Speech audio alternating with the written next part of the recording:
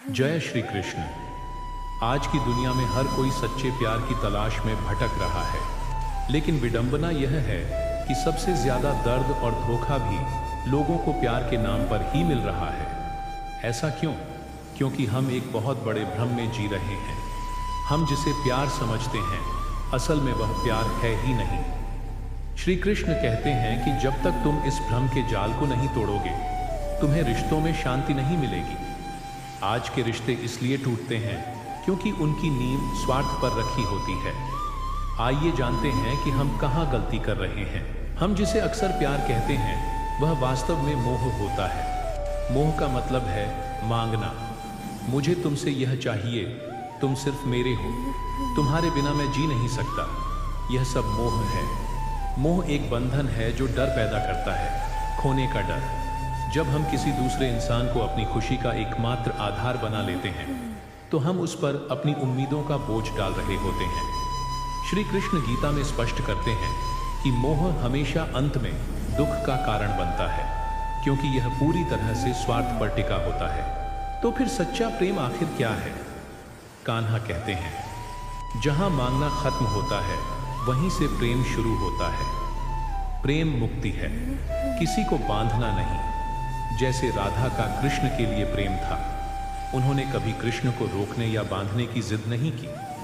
सच्चा प्रेम सिर्फ देने में विश्वास रखता है, बदले में कुछ पाने की उम्मीद नहीं करता। यह दूसरे की खुशी में ही अपनी खुशी ढूंढ लेना है। प्रेम वह शक्ति है जो आपको एक बेहतर इंसान बनाती है, न कि आपको कमजोर और लाचार करती है। आजकल का प्रेम अक्सर शारीरिक आकर्षण से शुरू होकर वहीं खत्म हो जाता है।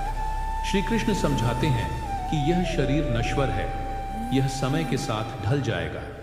अगर तुम्हारा प्रेम सिर्फ सुंदरता या बाहरी रूप तक सीमित है, तो वह भी समय के साथ खत्म हो जाएगा। सच्चा और अटूट रिश्ता तब बनता है जब तुम सामने वाले इंसान के भीतर की आत्मा से जुड़ते हो, जब तुम्हें उसमें अपने मित्र और ईश्वर दोनों की झलक दिखने लगे। आत्मिक प्रेम ही अनंत होता है, वही कभी नहीं मरता, चाहे शरीर रहे या न रहे। पिछले भाग में हमने मोह और प्रेम का अंतर समझा, लेकिन सवाल यह है कि इस ज्ञान को जीवन में कैसे उतारें। मोह को छोड़ना आसान नहीं है, क्योंकि यह हमारी पुरानी आदत है। श्री कृष्ण कहते हैं कि पहला कदम है स्वीकार करना। स्वीकार करें कि सामने वाला व्यक्ति एक स्वतंत्र आत्मा है, आपकी संपत्ति नहीं। उसे बदलने की जिद छोड़ दें। जैसे ही आप सामने वाले को उसके वास्तविक रूप में उसकी कमियों के साथ स्वीकार करते हैं, मोह की पकड़ ढीली होने लगती है और सच्चे प्रेम के अंकुर फूटने लगते हैं। रिश्तों में सबसे बड़ा जहर है उम्मीदें। मैंने तुम्हारे लिए यह किया, तो तुम्हें भी मेरे लिए वह करना चाहिए। याद रखें, यह प्रेम नहीं, यह भावनाओं का व्यापार है। श्री कृष्ण निष्काम कर्म की बात करते हैं। कर्म करो, फल की चिंता मत करो। इसे रिश्तों में लागू करें। किसी के लिए कुछ करें क्योंकि आपको देना अच्छा लगता है, इसलिए नहीं कि बदले में कुछ मिले। जब आप लेन देन का हिसाब रखना बंद कर देते हैं, तो रिश्ता बोझ नहीं लगता, वह हवा की तरह हल्का और पवित्र हो जाता है। आपको कैसे पता चलेगा कि आपका रिश्ता अब मोह से निकलकर सच्चे प्रेम की ओर बढ़ रहा है? इसके कुछ स्पष्ट संकेत हैं। पहला, आपके मन में खोने का भय और असुरक्षा खत्म हो जाएगी। दूसरा, आप दूसरे व्यक्ति की आज़ादी और तरक्की से खुश होंगे, भले ही वह आपसे दूर हो। और तीसरा, उस रिश्ते में आपको गहन शांति महसूस होगी, न कि निरंतर तनाव या उत्तेजना। सच्चा प्रेम आपको शांत करता है, बेचैन नहीं। यह आपको बांधता नहीं, बल्कि उड़ने के लिए आसमान देता है। लेकिन क्या हो अगर आपने सच्चा प्रेम किया, फिर भी रिश्ता टूट गया या धोखा मिला? यहाँ श्री कृष्ण का उपदेश काम आता है। वे कहते हैं कि संसार में मिलना और बिछड़ना चलता रहता है। अगर कोई दूर गया, तो समझें कि उसका रोल आपके जीवन के नाटक में पूरा हुआ। दुखी होकर खुद को नष्ट न करें। यह समझें कि कोई भी इंसान आपको पूरा नहीं कर सकता। पूर्णता केवल ईश्वर से जुड़ने में है। कभी कभी ईश्वर हमारा दिल इसलिए तोड़ते हैं ताकि हम यह समझ सकें कि हमारा असली रिश्ता सिर्फ उनसे है। श्री कृष्ण का एक और महत्वपूर्ण संदेश है, जो खुद से प्रेम नहीं कर सकता वह किसी और से भी सच्चा प्रेम नहीं कर सकता। अक्सर हम खाली कटोरा लेकर दूसरों के पास जाते हैं और भीख मांगते हैं कि मुझे प्यार दो, मुझे खुश करो। लेकिन एक भिखारी कभी राजा नहीं बन सकता। जब आप भीतर से खाली होते हैं तो आप दूसरे व्यक्ति को निचोड़ने लगते हैं। पहले खुद को प्रेम से भरें। जब आप अपनी कंपनी में खुश रहना सीख जाते हैं तब आप रिश्ते में ज़रूरत के लिए नहीं बल्कि साझा करने के लिए जाते हैं। रिश्तों में थोड़ी दूरी भी उतनी ही ज़रूरी है जितनी निकटता। लोग अकेलेपन से डरते हैं, इसलिए गलत रिश्तों में टिके रहते हैं। लेकिन श्री कृष्ण एकांत का महत्व समझाते हैं। अकेलापन वह है जब आपको लगता है कि कोई पास नहीं है, और एकांत वह है जब आप खुद के साथ खुश हैं। अपने साथी को थोड़ा स्पेस दें और खुद भी थोड़ा एकांत में समय बिताएं। जब दो लोग अपनी अपनी व्यक्तिगत यात्रा में खुश होते हैं तभी वे साथ मिलकर एक मजबूत और आनंदमय यात्रा कर सकते हैं। हजारों रिश्ते सिर्फ एक शब्द की वजह से टूट जाते हैं, अहंकार। मैं सही हूं, उसने माफी क्यों नहीं मांगी, मैं क्यों झुकूं। जब मैं बड़ा हो जाता है तो हम खत्म हो जाता है। श्री कृष्ण अर्जुन से कहते हैं कि अहंकार अज्ञानता है। प्रेम में कोई छोटा या बड़ा नहीं होता। झुकने का मतलब हारना नहीं, बल्कि यह है कि आपके लिए अपनी जिद से ज्यादा वह रिश्ता कीमती है। क्षमा करना सीखें। जो माफ कर सकता है वही सच्चा प्रेम निभा सकता है। अहंकार को त्यागें और प्रेम को जीतें। आजकल हम सब कुछ तुरंत चाहते हैं। अभी मैसेज किया, अभी जवाब चाहिए, अभी रिश्ता शुरू हुआ, अभी कमिटमेंट चाहिए। लेकिन प्रेम कोई इंस्टेंट नूडल्स नहीं है। यह एक बरगद के पेड़ जैसा है जिसे बड़ा होने में वक्त लगता है। श्री कृष्ण कहते हैं, धैर्य रखो, अपने साथी पर और ईश्वर की योजना पर विश्वास रखो। शक और जल्दबाजी रिश्ते की जड़ों को काट देते हैं। जिस रिश्ते में धैर्य है वही आंधियों में भी टिका रहता है। प्रेम को सांस लेने दें, उसे जकड़े नहीं। प्रेम दो लोगों के बीच होता है, लेकिन समाज और परिवार अक्सर इसमें दीवार बन जाते हैं। श्री कृष्ण का जीवन देखें, उन्हें भी विरोध और निंदा सहनी पड़ी। वे सिखाते हैं कि प्रेम मर्यादा के भीतर होना चाहिए। विद्रोह का अर्थ अपनों को व्यर्थ में दुखी करना नहीं है। लेकिन यदि समाज झूठी शान या गलत मान्यताओं के आधार पर आपके पवित्र और सच्चे प्रेम को कुचलना चाहे तो सत्य के लिए शांतिपूर्वक खड़ा होना भी धर्म है। विवेक का प्रयोग करें, प्रेम को निभाएं, पर धर्म को न तोड़ें। आधे से ज्यादा रिश्ते गलतफहमी और तीखे शब्दों के कारण टूटते हैं। श्री कृष्ण महाभारत के सबसे बड़े संचारक थे। उनकी वाणी में सत्य था, पर कड़वाहट कभी नहीं। प्रेम में जब भी बात करें तो याद रखें, शब्दों के तीर वापस नहीं आते। अगर कोई शिकायत हो तो उसे शांति से कहें, आरोप लगाकर नहीं। सुनने की कला सीखें। जब आप सामने वाले को बिना जज किए सुनते हैं तो उसे सम्मानित महसूस होता है। जहां वाणी में मिठास है वहां प्रेम फलता फूलता है। हम शारीरिक दूरी से डरते हैं, लेकिन राधा और कृष्ण का प्रेम विरह में ही सबसे महान बना। कृष्ण वृंदावन छोड़कर गए और फिर कभी लौट कर नहीं आए। फिर भी उनका प्रेम एक पल के लिए भी कम नहीं हुआ। दूरी सच्चे प्रेम की अग्नि परीक्षा है। अगर दूरी से प्रेम कम हो जाए तो वह मोह था, लेकिन अगर दूरी से तड़प बढ़े और आप हर पल उन्हें अपने भीतर महसूस करें तो वह सच्चा प्रेम है। विरह आत्मा को शुद्ध करता है और यह एहसास दिलाता है कि जुड़ाव शरीर का नहीं, आत्मा का है। हमारा अंतिम लक्ष्य किसी इंसान को पाना नहीं, बल्कि प्रेम के जरिए ईश्वर को पाना है। मानवीय रिश्ते उस लक्ष्य तक पहुंचने की सीढ़ियां हैं। अपने साथी को ईश्वर का विकल्प न बनाएं, बल्कि ईश्वर तक पहुंचने का माध्यम बनाएं। जब आप अपने पति, पत्नी या प्रेमी में उस परमात्मा का अंश देखने लगते हैं तो आपकी सेवा भावना बदल जाती है। तब आप उनकी देखभाल एक इंसान की तरह नहीं, बल्कि मंदिर में बैठी मूर्ति की तरह करते हैं। यही गृहस्थ जीवन का सबसे ऊंचा स्तर है। यह सारा ज्ञान सुनने में बहुत अच्छा लगता है, लेकिन असली चुनौती इसे रोजमर्रा की जिंदगी की भागदौड़ में उतारना है। प्रेम कोई बड़ी बड़ी बातें नहीं, बल्कि छोटे छोटे काम हैं। जब आप थके होने पर भी मुस्कुराकर अपने साथी की बात सुनते हैं, जब आप उनकी गलती पर चिल्लाने के बजाय मौन रह जाते हैं, यही सच्चा प्रेम है। हर सुबह उठकर यह संकल्प लें कि आज मैं अपने अहंकार को किनारे रखकर सेवा भाव से जीऊंगा। जब आपकी हर क्रिया में सामने वाले का भला छिपा होता है, तो आपका जीवन ही प्रेम की इबादत बन जाता है। हमने कृष्ण के उपदेशों की बात की, लेकिन प्रेम को समझना हो तो राधा को देखना होगा। कृष्ण जगत गुरु हैं, पर राधा प्रेम गुरु हैं। राधा जी का प्रेम ऐसा था जहां मैं पूरी तरह मिट गया था। उन्हें अपनी सुख दुख की चिंता ही नहीं थी, कृष्ण का सुख ही उनका सुख था। जब आपका प्रेम इतना गहरा हो जाए कि आप यह भूल जाएं कि आपकी अपनी कोई अलग इच्छा है, बस अपने प्रिय की खुशी ही आपका एकमात्र लक्ष्य बन जाए, तब आप इंसान से ऊपर उठकर दिव्य आत्मा बन जाते हैं। यही महाभाव है, प्रेम की सर्वोच्च सीढ़ी। जिस रिश्ते में शिकायतें होती हैं, वहाँ मोह है। जिस रिश्ते में कृतज्ञता होती है, वहाँ प्रेम है। हर दिन ईश्वर को धन्यवाद दें कि उन्होंने आपके जीवन में किसी को भेजा, चाहे वह आपको प्रेम देने आया हो या कोई कठिन सबक सिखाने। जो लोग आपके जीवन से चले गए या जिन्होंने दिल तोड़ा, उनके प्रति भी कड़वाहट न रखें, बल्कि धन्यवाद दें कि वे आपकी यात्रा का हिस्सा बने और आपको मजबूत बनाया। कृतज्ञ हृदय में कभी अहंकार या नफरत नहीं टिक सकती। जहां धन्यवाद है, वहीं श्री कृष्ण का वास है।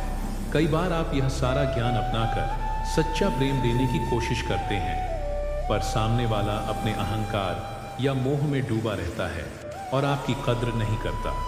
तब मन टूट जाता है। ऐसे में क्या करें? श्री कृष्ण समझाते हैं कि आप केवल अपने कर्मों के लिए जिम्मेदार हैं, दूसरे की प्रतिक्रिया के लिए नहीं। यदि कोई आपकी पवित्र भावना नहीं समझ रहा, तो यह उसका अज्ञान है। जैसे चंदन के पेड़ पर सांप लिपटे रहने पर भी वह अपनी शीतलता नहीं छोड़ता, वैसे ही आप सामने वाले के व्यवहार के कारण अपना प्रेमपूर्ण स्वभाव न छोड़ें। यह समझना बहुत जरूरी है कि हमारे जीवन में कोई भी इंसान बेवजह नहीं आता। हर रिश्ता एक कर्म बंधन है। कुछ लोग हमें सुख और प्रेम देने आते हैं और कुछ हमारे पुराने कड़वे कर्मों का हिसाब बराबर करने।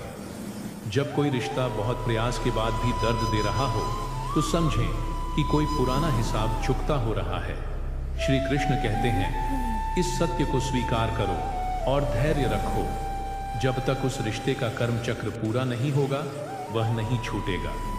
प्रेम और क्षमा ही इस चक्र को तेजी से काटने का एकमात्र तरीका है। क्या सच्चा प्रेम कभी किसी को छोड़ सकता है? हाँ, कभी कभी प्रेम का सबसे बड़ा प्रमाण किसी को जकड़ कर रखना नहीं, बल्कि उसे मुक्त कर देना होता है। यदि कोई रिश्ता दोनों की आत्मा को रोज चोट पहुंचा रहा है, विषैला हो गया है और आपको ईश्वर से दूर ले जा रहा है, तो उसे मर्यादा के साथ समाप्त कर देना ही धर्म है। मोह हमें एक मृत रिश्ते से चिपकाए रखता है, पर सच्चा ज्ञान हमें बताता है कि कब पूर्ण विराम लगाना है। किसी को उसके और अपने भले के लिए जाने देना भी एक बहुत ऊंचा प्रेम है। हमने अब तक इंसानी रिश्तों को सुधारने की बहुत बातें की, पर याद रखें, यह सब एक तैयारी है, एक स्कूल है। आपकी आत्मा की असली मंजिल कोई इंसान नहीं, स्वयं परमात्मा है। जब तक आप छोटे छोटे तालाबों में उलझे रहेंगे, आपको परम तृप्ति नहीं मिलेगी।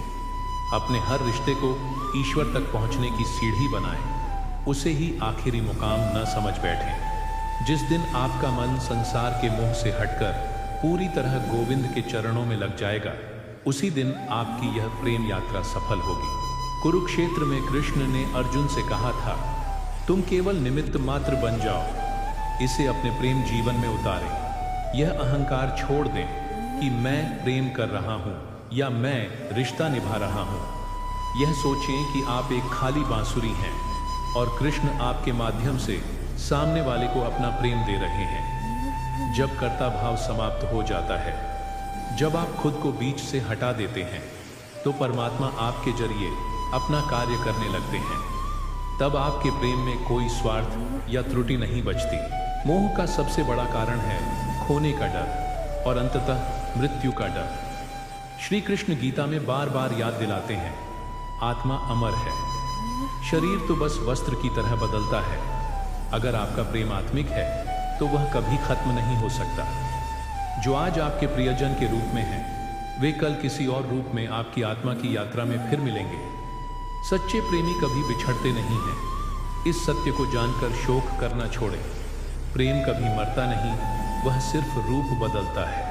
श्री कृष्ण ने पहले ही चेतावनी दी थी कि कलयुग में काम, लस्ट को ही प्रेम का नाम दिया जाएगा। आज की दुनिया में शुद्ध प्रेम करने वालों का मजाक उड़ाया जाता है या उन्हें बेवकूफ समझा जाता है। ऐसे माहौल में अपने प्रेम को पवित्र रखना कीचड़ में कमल खिलने जैसा है। आपको दुनिया की बातों से प्रभावित नहीं होना है। याद रखें, भीड़ हमेशा गलत रास्ते पर चलती है क्योंकि वह आसान होता है। सत्य का रास्ता कठिन है और उस पर अकेले ही चलना पड़ता है। अपने प्रेम के दीपक को दुनिया की आंधियों से बचाकर रखें। कई बार हमारे रिश्ते हमारे कारण नहीं बल्कि दूसरों की वजह से टूटते हैं। जैसे शकुनी ने कौरवों का नाश करवाया, वैसे ही आज भी कई हितैषी बनकर आपके रिश्ते में जहर घोलते हैं। श्री कृष्ण कहते हैं, संगत का असर मन पर गहरा होता है। ऐसे लोगों से दूर रहें जो आपके साथी के खिलाफ आपके कान भरते हैं या आपको शक करना सिखाते हैं। अपने रिश्ते की बातें हर किसी से साझा न करें। अपनी खुशी को नजर से बचाना सीखें। प्रेम का महल विश्वास की नींव पर टिकता है, दूसरों की राय पर नहीं। रिश्तों को बचाने का सबसे शक्तिशाली अस्त्र है मौन। जब विवाद बढ़े, जब क्रोध अपने चरम पर हो, उस पल मौन हो जाना कमजोरी नहीं बल्कि सबसे बड़ी ताकत है। श्री कृष्ण ने शिशुपाल की 99 गालियां चुपचाप सुनी थी। क्यों? क्योंकि वे जानते थे कि क्रोध में बोला गया हर शब्द संबंध को हमेशा के लिए घायल कर देगा। जब आपका साथी गुस्से में हो तो आप शांत हो जाएं। आग को आग से नहीं, पानी से बुझाया जाता है। आपका मौन सामने वाले के क्रोध को भी शांत कर देगा। हर रिश्ते की शुरुआत में एक नशा होता है। सब कुछ हसीन लगता है, लेकिन समय के साथ वह नशा उतर जाता है और असलियत सामने आती है। जब एक दूसरे की कमियां दिखने लगती हैं, जब जीवन नीरस लगने लगता है, यही वह समय है जहां 90% लोग हार मान लेते हैं। लेकिन श्री कृष्ण कहते हैं कि सच्चा प्रेम यहीं से शुरू होता है। प्रेम कोई निरंतर चलने वाला उत्सव नहीं बल्कि एक गहरी शांति है। जब आप उत्साह खत्म होने के बाद भी एक दूसरे का हाथ थामे रहने का चुनाव करते हैं तो वह परिपक्व प्रेम है। जीवन में ऐसे कई मोड़ आएंगे जब आपको अपने साथी के लिए प्यार महसूस नहीं होगा। शायद गुस्सा या चिड़चिड़ापन महसूस हो। ऐसे समय में क्या रिश्ता तोड़ दें? नहीं। श्री कृष्ण धर्म पर जोर देते हैं। जब भावनाएं साथ छोड़ दें तब अपने धर्म को पकड़ लें। एक पति पत्नी के रूप में अपना कर्तव्य निभाएं। अपने साथी की सेवा करें, भले ही मन न हो।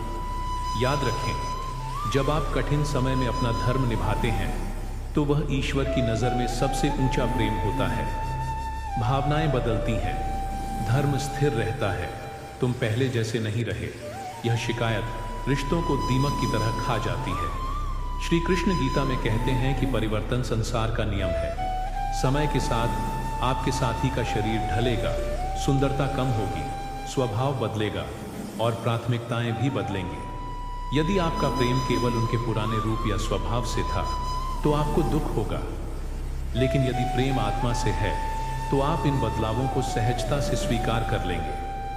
अपने साथी के नए रूप को फिर से प्रेम करना सीखें, बजाय पुराने को याद करके रोने के। जब आप जीवन भर इस तरह निस्वार्थ प्रेम निभाते हैं तो इसका परिणाम क्या होता है? श्री कृष्ण कहते हैं कि ऐसा प्रेम आपको संसार के बंधनों से मुक्त कर देता है।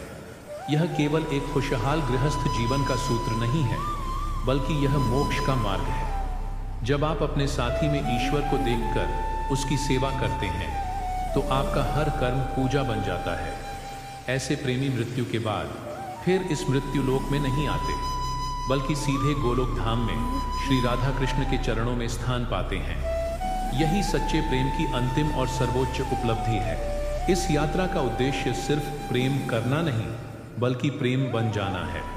शुरुआत में हमें प्रयास करना पड़ता है, गुस्सा पीने का, अहंकार छोड़ने का, माफ करने का, लेकिन धीरे धीरे अभ्यास से यह हमारा स्वभाव बन जाता है। जैसे फूल से उसकी खुशबू अलग नहीं हो सकती, वैसे ही आपके अस्तित्व से प्रेम अलग नहीं हो सकता। तब आप सिर्फ अपने परिवार से नहीं, बल्कि हर जीव से, पेड़ पौधों से और पूरी सृष्टि से प्रेम करने लगते हैं। जब आप चलते फिरते प्रेम का रूप बन जाते हैं, तब आप में और श्री कृष्ण में कोई भेद नहीं रह जाता। हम अपने प्रियजनों से बिछड़ने से, उनकी मृत्यु से डरते हैं, लेकिन कृष्ण ज्ञान देते हैं कि आत्मा के स्तर पर कोई विरह नहीं है। जो प्रेम आपने इस जीवन में कमाया है, वह मृत्यु के साथ खत्म नहीं होता। वह एक ऐसी पूंजी है जो जन्म जन्मांतर तक आपकी आत्मा के साथ चलती है। सच्चे प्रेमी शरीर छोड़ने के बाद भी एक दूसरे से आध्यात्मिक रूप से जुड़े रहते हैं, क्योंकि उनका जुड़ाव उस परम तत्व में होता है जो कभी नष्ट नहीं होता। इसलिए खोने का डर मन से निकाल दें और वर्तमान क्षण में प्रेम को जी भर कर जिएं। कई बार मन में प्रश्न उठता है कि हमने सच्चे मन से प्रेम किया, फिर भी हमें गलत इंसान क्यों मिला?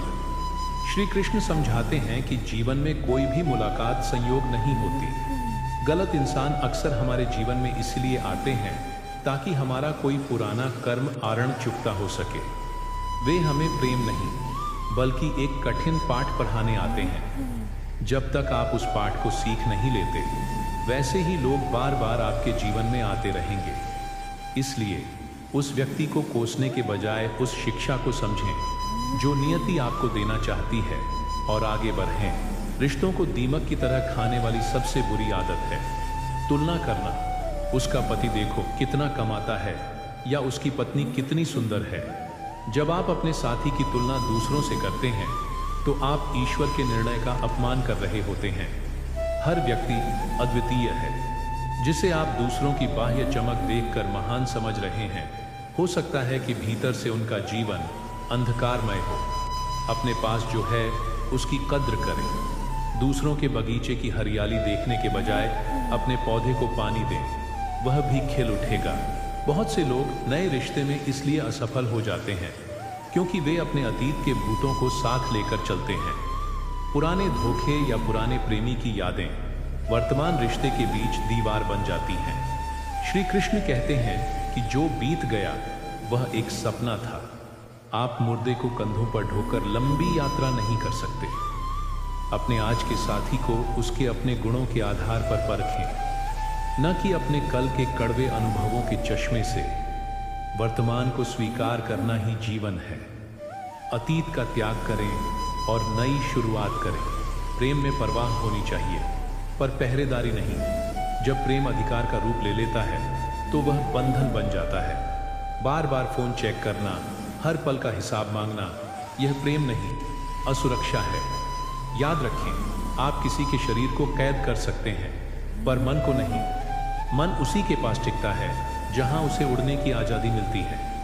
अपने साथी पर विश्वास रूपी जल छिड़कें, शक रूपी तेजाब नहीं। यदि वे आपके हैं तो वे लौट कर आएंगे, यदि नहीं तो उन्हें पिंजरे में रखकर भी कोई लाभ नहीं। सोना आग में तपकर ही कुंदन बनता है।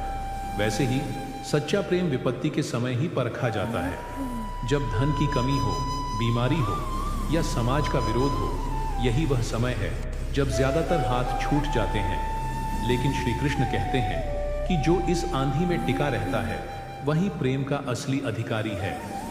सुख में तो हर कोई साथ देता है, पर जो दुख में छाया बनकर खड़ा रहे, वही असली जीवन साथी है। कठिन समय को एक परीक्षा माने और एक दूसरे की ताकत बने। यह वक्त भी गुजर जाएगा। हमें पूरी उम्मीद है कि श्री कृष्ण के इन अनमोल उपदेशों ने आपके हृदय में शांति और प्रेम का संचार किया होगा।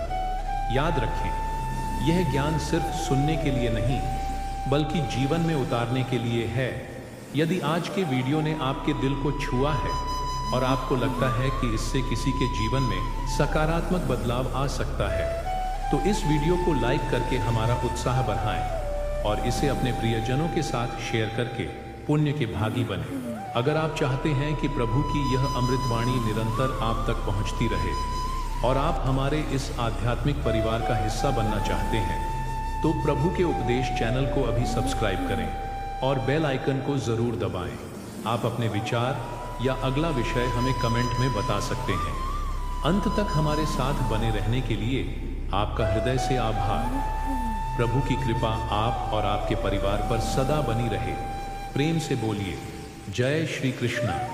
राधे राधे।